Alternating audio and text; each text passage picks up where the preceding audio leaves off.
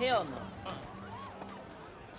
The Rush Hour movies are classics, a constant favorite between my group of friends, and I'd say we watch them fairly often. Then one day I asked a friend of mine, which one is better, Rush Hour 1 or 2? He couldn't really answer, and neither could I, so I decided to rewatch both of them and try and figure out where my struggles were coming from. The obvious difference between the two, Rush Hour 1 is the meeting and bonding of two very different people, while Rush Hour 2 highlights the strengths that Bond has created. Naturally, they're going to have a different flow, and that's going to influence the style of story and the jokes available for each film. The Rush Hour series formula comes from that classic buddy cop genre that's retained its popularity over so many years. This time around, they seem to hit the sweet spot for chemistry between two characters of very different and conflicting personalities. When Rush Hour 1 came out in 1998, it ended up being very successful, grossing over $140 million in the US, cementing Jackie Chan in Western cinema. Of course, with all this success, it went on to spawn 2 more sequels. Rush Hour 2 came out just 3 years after Rush Hour 1. It did even better than the first in the box office department and showed that the heart of that chemistry was still alive and strong. 6 years passed and we finally got Rush Hour 3, which did okay, some of the charm was there, but I don't believe it holds a candle to the first 2 entries of the series, so I plan to just leave it out while focusing on the first 2. And after sitting down and really focusing on each separate film, I found out the real divide that these films have for me. Rush Hour 1 feels more action-comedy, while Rush Hour 2 feels more comedy-action, meaning that the first movie stays more on the course of seriousness while telling the overall arcing story, with action taking the forefront and comedy following close behind. Rush Hour 2 feels more comedy-driven and feels like the main priority of this film. Not to say that the action is lacking, it's still there and really fun to watch, but what shines from this movie is the back and forth between the main duo and the situations they get into. Who died, Lee? You! Detective you? Not you! You! Who? You! Who? But let's explore a little more in depth of each movie. The first 13 minutes of Rush Hour 1 is played completely straight and serious, aside from a 3-minute introduction to Chris Tucker's character, Carter.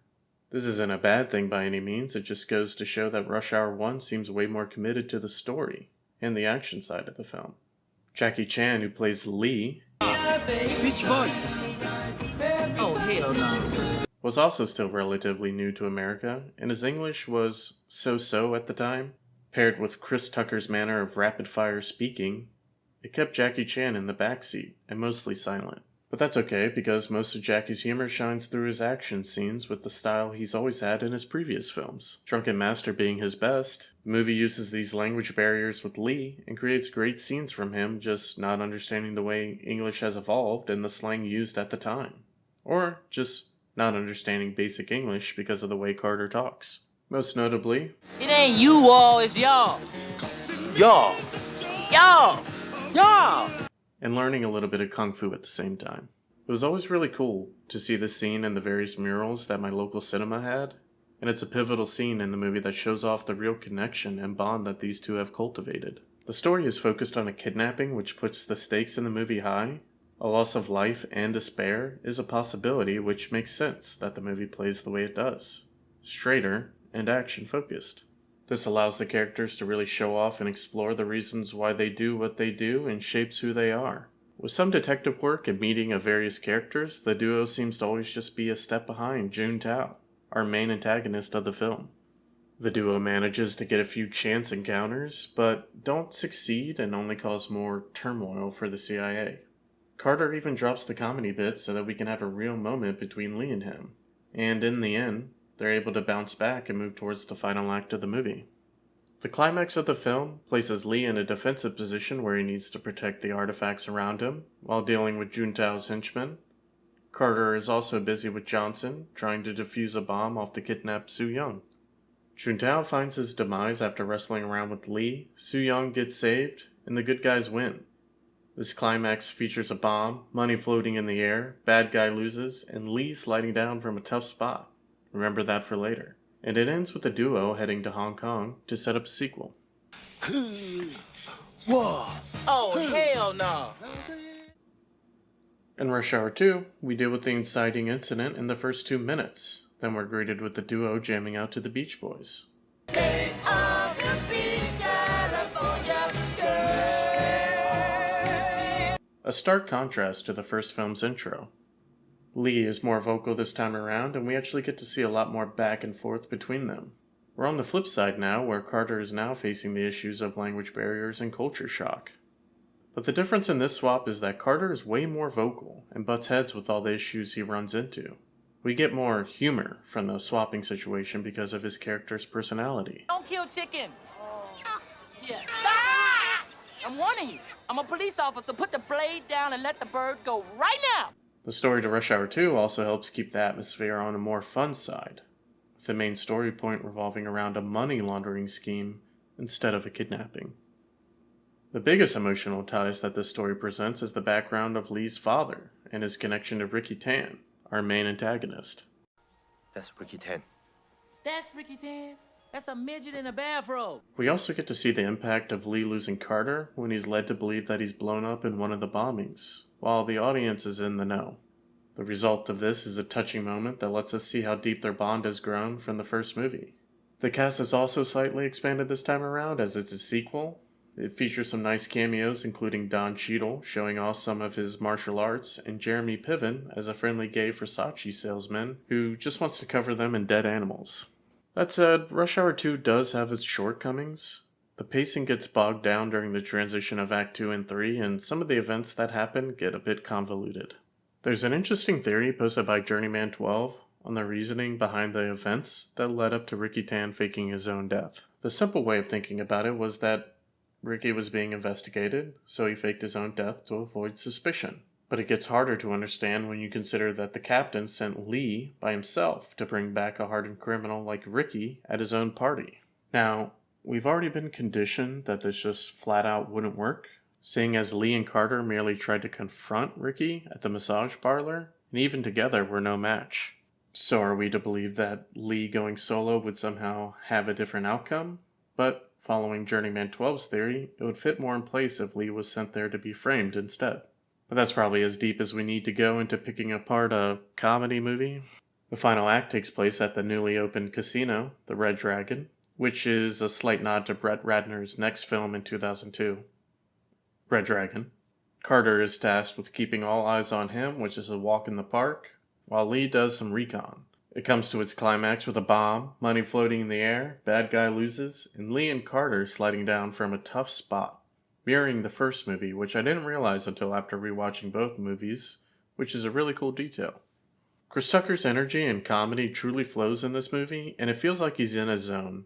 And the stunts and comedy Jackie Chan shows from the beginning, while scaling a building covered in bamboo, fighting henchmen while wearing a bathrobe, and the excitement from the casino scenes hits so well. It would also be ridiculous not to mention the blooper end credits that both movies have. Rush Hour 1 having some great ones, but who doesn't love the iconic Rush Hour 2 bloopers? Damn! He ain't gonna be in Rush Hour 3. There's still quotes I hear today. They're both great movies. While I might be a little harsh talking about them, it comes from a place of appreciation. They both bring back fond memories of my childhood every time I view them. And after breaking them down and realizing what aspects I enjoyed the most from both, I ended up enjoying Rush Hour 2 more than Rush Hour 1. The fluid comedy and the camaraderie between both Jackie and Chris just feels complete. You know what? I don't even know why the hell I'm even here. I ain't even Chinese. Alright, I'm sorry. And that's the thing I cherish most about these series. For me, it just hits all the right beats in the second film. It was also extremely difficult to try and remove the nostalgia I get from watching these series and appreciate the films for what they are. And it was definitely a hard decision, which is why I wanted to make a video about it and reach out to others and get their opinions. What stands out about each film to you, and which one do you prefer? And now, with that out of the way, I think it would be a disservice to not talk a little bit about Rush Hour 3 and the TV show as well. I only just watched Rush Hour 3 recently and put it off for so long because I was afraid. Oh! Damn! I'm sorry, man. I thought this was the bathroom. Sorry. Afraid that a terrible sequel would ruin how I saw a series as a whole and diminish them. I was relatively relieved and surprised that it actually was a decent sequel, despite it being made 6 years later and having the tag of being a third installment into the series. The film industry just being plagued with lackluster sequels that seem to be just an effort to squeeze whatever profit they can from established movies. And keep that in mind while I eventually discuss the TV show. Rush Hour 3 still stars the famous duo, while also bringing back the character Soo-young and her father, Consul Han, from Rush Hour 1, while also introducing Hiroyuki Sanada as one of the main antagonists.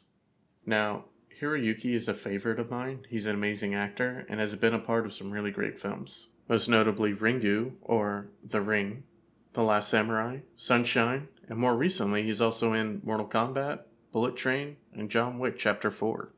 He's a great addition, and I'll love any movie just slightly more where he's a prominent character. He plays Lee's brother and uses his family bonds to really push Lee to his breaking point. This movie mainly takes place in Paris, the story still following the elements of introducing our characters to culture and language they aren't familiar with, but this time both characters are put in this predicament rather than it just being one or the other. The set design for the movie is amazing, with some scenes even being shot at the actual Eiffel Tower.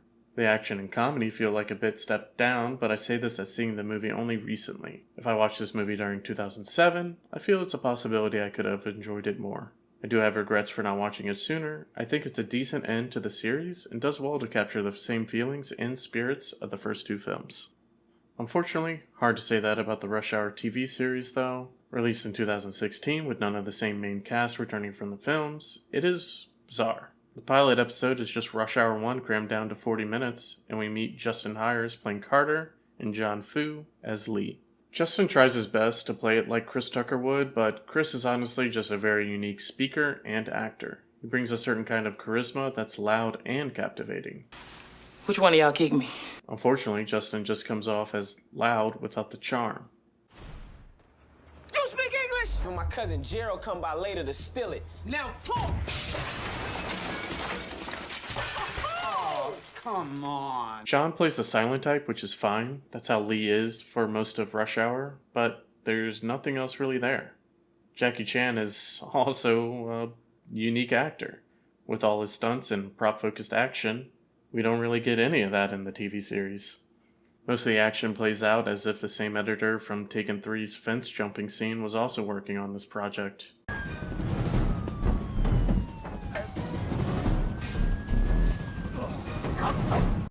It's just all fast cuts with no meat, and eventually it got cancelled. People seem to see it for what it was, just a husk of the original formula. Some of the comedy does land decently well, but for the time investment, you're probably just better off never seeing it. There are talks about a Rush Hour 4, and I was already troubled over a third, so a fourth is not something I'm particularly interested, even after being proved wrong. If it does go through, I do hope it leans more on Carter's background and people from his past, with some of it slightly revealed in Rush Hour 1, but that movie definitely focuses on Lee more and his connection to Soo-young. Rush Hour 2 focuses on Ricky Tan and his connection to Lee, while also getting more information on Lee's father. In Rush Hour 3, we go back to Soo-young and learn more about Lee's brother. What I'm saying is I just would love for Carter to have more focus and influence on the overall arcing story. I mean, he's half the duo. But this video has already gone on longer than I expected, so I really appreciate you for sticking around and watching. And, as they say, bye!